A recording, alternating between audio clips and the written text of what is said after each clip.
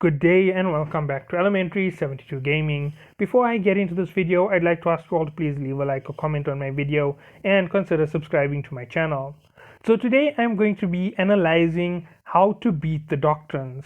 Now obviously I have already said that using the assault battle cruisers for your Doctrines are the best option, and I've also said that you must never ever stick to a single weapon type.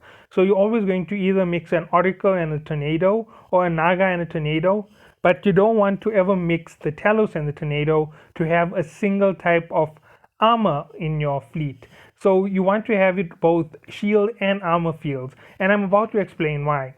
So the shield field on its own can help you tank a lot of damage, and when you get through the shield field, you still have two layers to break. You have the armor and you have the armor and you have the hull. So you have two pieces to break through in order to defeat these ships. So that is why it is always best to run shield field. It gives you the most safety on your ships. It also allows you to run away in case of an emergency.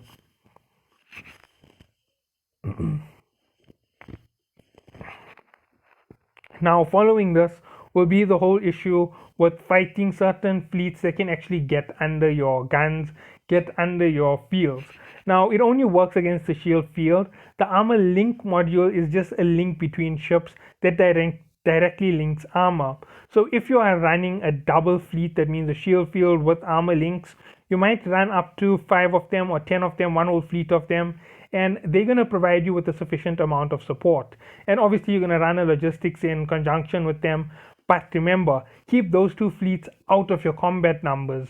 You don't count them as part of your combat numbers. They aren't that effective in combat. So you're going to use those two to actually hold up to give you a massive amount of tank for even the weakest of your players. Now with the shield field plus your armor field, let's say that the weakest ship in your fleet was your Guardians. That would make your Guardians 19,000 look like 40 to 50,000, and that is if they were under the coverage of those shield fields. And when you include the armor, Guardians link up to that entire thing, it makes it look like a battle cruiser is being, so not a battle cruiser, like a regular battleship is being used. You have almost 60,000 DPS for them to cut through, and if you use the right rigs on your Guardians, you can be even tougher for up to 6 seconds with what is the name of this? The damage control unit. So you can take a ridiculously small amount of damage while still being able to hold up against that massive input of damage. So yeah, those are all of the options available to you if you use these high-end ships. So let's move on to the next part of this here. What about if they're using something which can get under like a drone? So Vexa Navy issues and all those below. Now I am going to talk about the battle cruisers at the end, the regular battle cruisers versus the assault, because that is a very different story. So when it comes to the regular cruisers, that's all the way up to the Navy issues and fleet issues. When they deploy weapons against you, most of them will need to keep some range because you are playing the fleet option. The fleet option will need you to keep distance. They don't want to get into your field, so they're not going to come in with very short range weapons. So your advantage in combat is to keep the range big. So you will always approach your enemy at 100. You won't run to an object when they start approaching you. Now the reason for this is pretty simple. If you run to an object, you can do that for the start till they reach 100 kilometers. Now while you are running to an object, you make the distance they have to cover smaller. Obviously it may not be smaller by a lot, maybe like 1 or 2 kilometers were removed from their entire distance, but you make the distance slightly smaller. Now when you approach them at 100, you're trying to keep that straight line distance at 100 kilometers. So that is the best reason for approaching at 100 when they break the 100 kilometer mark. But before that, you can obviously use the run to another object to delay the amount of time it takes for them to cover the distance to attack you. Now most of those ships are going to do small amounts of damage. They generally rate up to about 3,000 as their max DPS if they are using a very expensive fit. but most of these doctrines run very cheap fits, so you should expect the DPS to output somewhere near 1600 or 1200 DPS.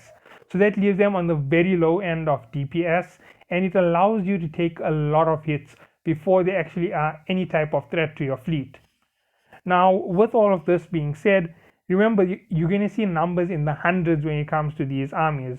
So what you're going to do to counter them is you're simply going to apply your range and your combat analytics. So you take out the guardians first. So destroying them with these big ships, if you have numbers of up to 50, is a one shot one guardian. So a guardian will go down with a single shot from your entire fleet. Even with it being supported by logistics, the moment the shield field goes down, its massive resistance isn't there to back it up, and it will take about 20 ships worth of damage to take down the shield completely. And once you are through the shield, the next lot of you will actually have the ability to actually take out the armor.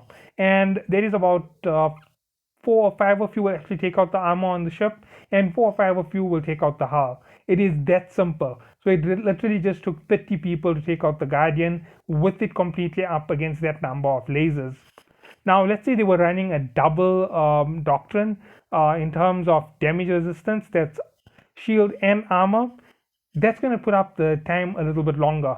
It'll take you 2 shots to take out the shield field, and that's going to be spread across 2 ships. You're going to have to take out the Mauler Guardian, because Mauler Guardians are generally the armor Guardians, and you're going to have to take out the MOA Guardian because generally there is the shield field. So once both of them are down, you're going to have to then take out both of their armors in that same turn.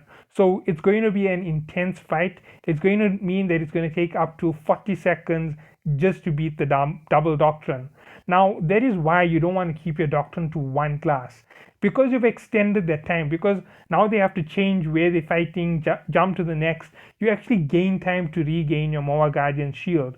And while you're taking out the Mauler Guardian's armor, you're actually getting both sides. So you're going to hit and change, hit and change, hit and change. And once one is down, then the other is up again. Then you have to get this one down again, that one down, this one down, that one down. It's going to take a lot of changing. It does take a lot of time. It even impacts this. Now, if you're doing it against a weaker form fleet like a cruiser fleet with their 1,500 to 3,000 DPS, they're not really going to tickle you. With your massive amount of armor and your regen capabilities, you're most probably going to output at least 3 to 4 times more than them straight up without any problem for you to worry about. By the time they actually get into your fields, even if they're using something like drones, you actually still don't have to worry, because they can take out your shields, but they can't take out your armor. The armor field is still going to be up. You can support your armor Doctrine, and your shield field is going to keep making it even harder for them to hit the armor. So they're going to encounter massive amounts of resistance if they focused on taking out armor.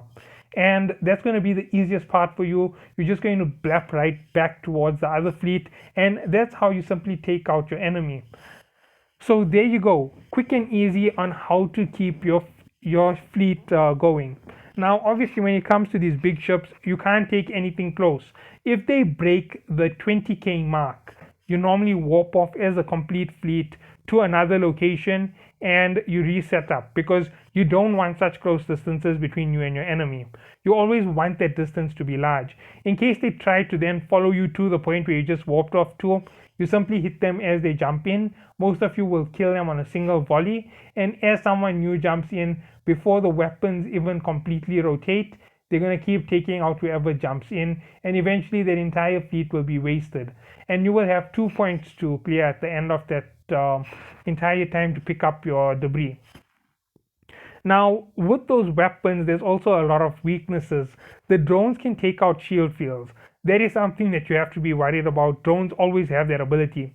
They can take out your MOAs, and they can do a lot of damage to you when they have large numbers. So you don't want to really go up against the drones that much. They're going to be a big problem. You're going to have to take out those fleets very, very quickly. Now, in case of you taking on a fleet with Vexes, you always keep your distance, and you most probably will beat them before they break the distance of 65. Now, one thing to note, if they are running double Doctrine, like an armor plus a shield field, it is better for you to disengage the fight and warp away when they reach 65. So make sure you have a secondary point to continue the fight in another area. So you're going to jump from point A to point B, and then you're going to warp off to your far off point. So you have 150 for the next engagement. And you're going to make sure that they know where you're going so that they follow you in.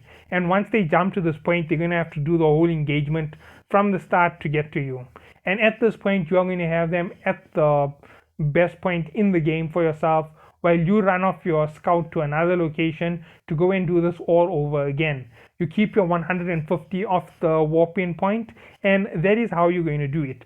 You keep doing this, you burn out every time, make your nice large distances, and you keep fighting in this quick and easy method. And once you are done with this, you would have cleaned out a massive enemy fleet, and this will be easy enough for you. So only if you're facing guys with drone doctrines do you need large range and multiple warp off points. And that's if they are running multiple fields of resistance. Obviously, you could use the multiple warp off points against them as a standard. They will suffer massive losses, but they won't realize that you are only playing the jump game to get that advantage twice in a row. And by the time you have the second advantage, that fleet will be totally destroyed if they are only running one type of guardian. Now let's move on to the next ship within that class. That's going to be lasers. That's your Omen Guardians. Sorry, not Guardians, your Omen Navy issues. If you are taking on Omens, you don't have to worry about anything if you're using these big ships. All you've got to do is hit them from that large range. As they try to close in, they're not going to use small weapons, so they can't jump into your field. It's going to be the same on both sides. They have to keep some distance, and by the time they actually reach you, you will win the fight. Regardless of what type of modules they run, you just have to hit them with enough firepower to break the two guardians. Obviously, if you're in a 50-man fleet, do 25 to 25, one on the Mauler Guardian, one on the Moa Guardian, destroy both, and you have your way through. Now, obviously, you get logistics and support. You don't really have to worry about them till the end of the fight. They'll most probably run the moment the Guardians are gone, so you don't have to worry about them for helping the rest of the fleet. If they do stick around, you can kill them quickly, and that will make that fleet a lot easier to destroy. Now, moving on from this point, the next ship for you to think about in this entire formation will be the Stairwell Fleet issue. Now, the Stairwell is a cannon weapon. Cannons also have the same range story as lasers, so you don't really have to worry. It's the exact same thing as the Omen. You allow them to come in till you have that maximum distance where you can't close in any further on each other because the damage will disappear. So you want to make sure that you have some distance between each other. You're always going to have the advantage at that point. You're going to destroy them. It's going to be quick and easy, and it's going to most probably become a drone warfare issue in the end. So you're going to be able to deploy drones into their shield field. They're going to do the same to you, but you have more armor, more resistance straight up from the start, and you always run the double Doctrine armor plus shield. So that's going to be your two Guardians in that fleet. Remember, even if you're running two Moa Guardians, you need at least 3 Mauler Guardians, because Mauler Guardians have less effectiveness than the shield field. So shield fields have more effectiveness but have major weaknesses. Mauler Guardians have no major weakness to exploit, but they can only link a limited number of ships.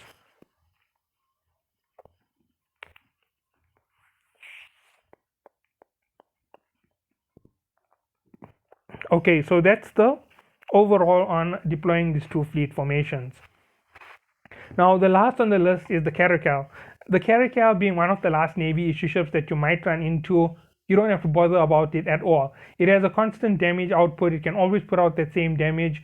But the big weakness to the Caracal is it has poor power management, and its weapon system doesn't have huge range. And even if they are doubling up on weapon range, they'll run out of propulsion power before they actually get to you.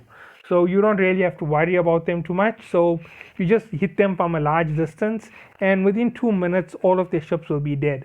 If you want to really punish a Caracal fleet, all you've got to do is run a little bit of Norse, and those ships will die so quickly it's not even funny. So once you have done this here, using these big ships, you will have a massive advantage. So let's get on to the big bads. Let's get on to taking on the lower class ships. Now, the battle cruisers on their own are really, really tough ships. They're about double the resistance of cruisers. So when you take them on with an assault fleet, you have to be very careful of prophecies. Prophecies will get under your guns. They will do a lot of damage to you. Now, when it comes to taking on prophecies, you don't want to fight them in the close range battle. They're generally going to try and get 75 Ks on you, and even the lower class within those ships are going to get about 55 Ks. So it's a 20K difference between their engagements. It's going to take them longer to reach you, but it's going to take you longer to beat them. This is what makes prophecies so dangerous. They're one of the most dangerous fleet operation ships to go up against. They are armored doctrine ships, so be very careful about using lasers against them. They may be extremely resistant to your lasers. So you're going to take them out as fast as possible. It's going to be very similar to fighting any other class of ship. You're going to try and keep your range on them, which is a very strong possibility because you are both running low class speed ships. So you're going to be able to keep that range for quite an amount of time. You most probably will have about 2 minutes before they get in range to fire on you. And make sure that you try and keep that range as big as possible. So while you are hitting everything that is up front, you're definitely going to have a major bonus. Let me just have a look at this one more time. Yeah, you're going to have a major bonus against them. You're going to see that the ones who are coming up front are generally the most tanky from their fleet, so taking them out will generally help you a lot. So you take out their guardians once again, and then you go for the rest of your fight. You will have to take out support before you take on these ships. These ships will be extremely difficult in close range combat. Now, from the rest of these, there's the Hurricane, the Cyclone, the Drake, the Ferox. The Drake, extremely deadly, extremely dangerous. Do not let the Drake come within 45 kilometers of your fleet. It will do a constant damage right through your shield armor and your hull. And they can definitely take out your guardians. They output around 4,000 DPS with the poorest of fits. With the highest level fits, they most probably can output somewhere near 5 to 6,000 DPS. If you have a very elite squad of Drakes, they most probably will be able to match you on close range combat. Plus, they do have quite a bit of speed. Let me just double check if I'm right.